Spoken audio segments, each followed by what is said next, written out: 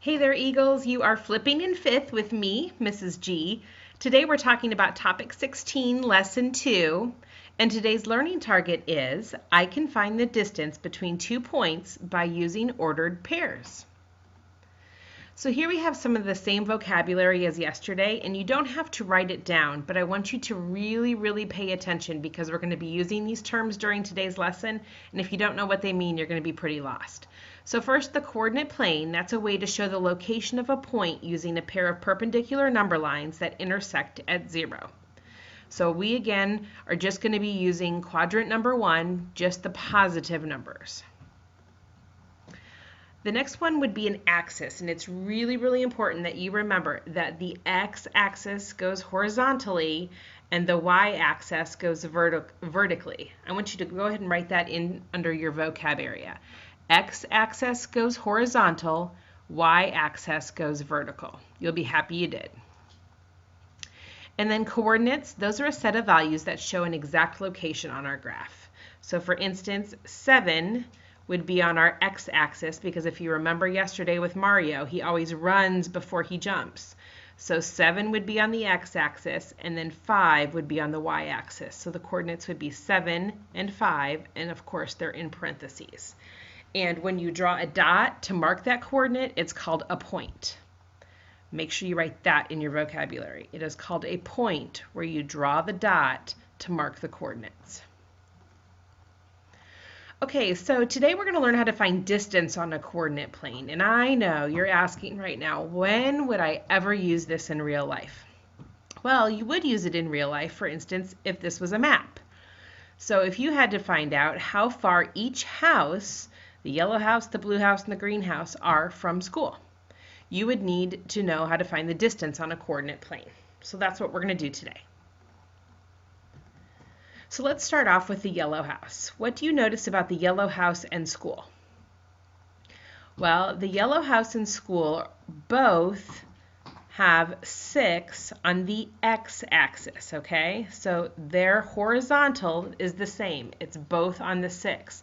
However, they have different y-axis coordinates. So in this case, the 7 and the 4. So we need to find the distance on the y-axis. So here we have our yellow house and our coordinates are 6 and 7. And then we have school and our coordinates are 6 and 4. So when we need to find the difference on that y-coordinate, what are we going to do? Difference tells us we're going to subtract. So we already know that the 6 and the 6 are the same, right? So we're going to go ahead and put our 0 in. It really doesn't matter. So now we just need to know what is 7 minus 4. 7 minus 4 is 3. So the distance is going to be 3, because we don't need the 0, 3 units. You could also say the distance is 3 units vertically. Remember, because we're looking on that y-axis, so 3 units vertically. Okay, let's try another one. Let's try the blue house. So what do you notice about the blue house in school? Well, hopefully you notice that they both have the same y-axis, but their x-axis is different. So we're going to have the blue house coordinates are 2 and 4, and the school coordinates are 6 and 4. So we don't have to worry about the 4s, but we do have to worry about the 2 and the 6. And right now we can't subtract 2 minus 6. So we have to put the school above the blue house. There we go. So 6 minus 2 we can do now, and we know that answer is 4 units. And if you are answering it vertically or horizontally, you would say 4 horizontal units difference. Okay?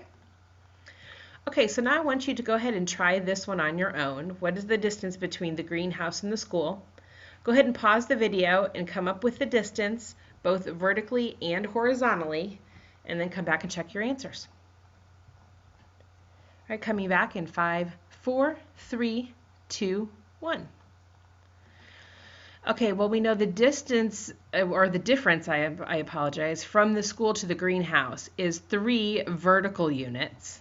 And then we know 4 minus 1, the distance would be 3 horizontal units as well. Okay? So 3 vertical and 3 horizontal. Okay, now it's time for you to do some practice problems. Here's the graph I want you to use tonight, and I want you to answer all 5 questions for me. Go ahead and pause the video and come back when you have the answers. All right, coming back in 5, 4, 3, 2, 1. All right, here are tonight's answers. For number 1, the answer is B and C. For number 2, the answer is 3 units. For number 3, the answer is less than. I don't know why that 3 is in there. I'm sorry.